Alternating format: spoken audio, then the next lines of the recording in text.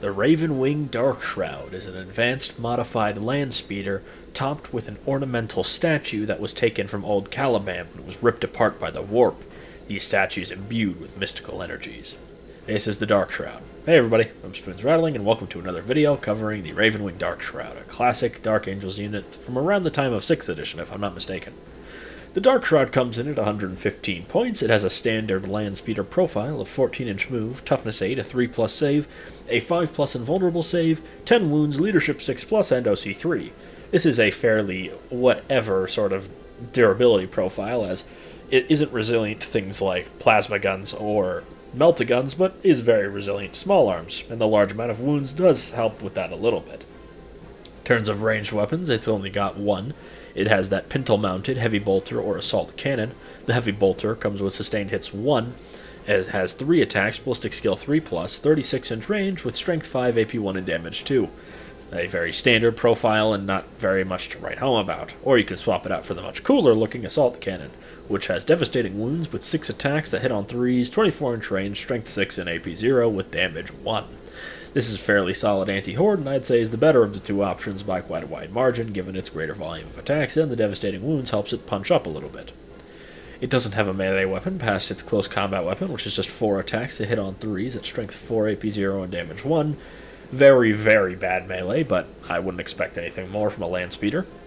In terms of its abilities, it's of course the icon of old Caliban. While friendly models are within 6 inches of this model, they have the stealth special rule as well as the benefit of cover. This only applies to Adeptus Astartes, not allies. Overall, this is a very, very strong buff, meaning your units can move very freely, and given this thing's speed, it is very easy to match with any unit. It's a large aura, and given it's a large ship, that does mean it'll cover a large amount of your army, and having -1 to hit from enemies and +1 to your saves is very useful for the Space Marines to bump their durability from okay to very solid. This of course works well with both fragile units and already durable units to double down on durability or to make their durability more passing, for a unit like Hellblasters with bad durability or a unit like Deathwing Knights with good durability. Overall, I'd say that it's really sort of hinges on that special rule overall, as its ranged damage output is rather pathetic.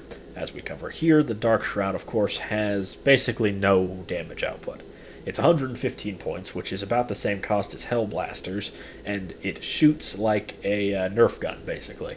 While the assault cannon is a fine profile on its own, it really isn't worth 115 points. And for that cost, you could certainly get better. The main reason you're buying this thing is, of course, for its buffing rule, which allows your units to be much more durable.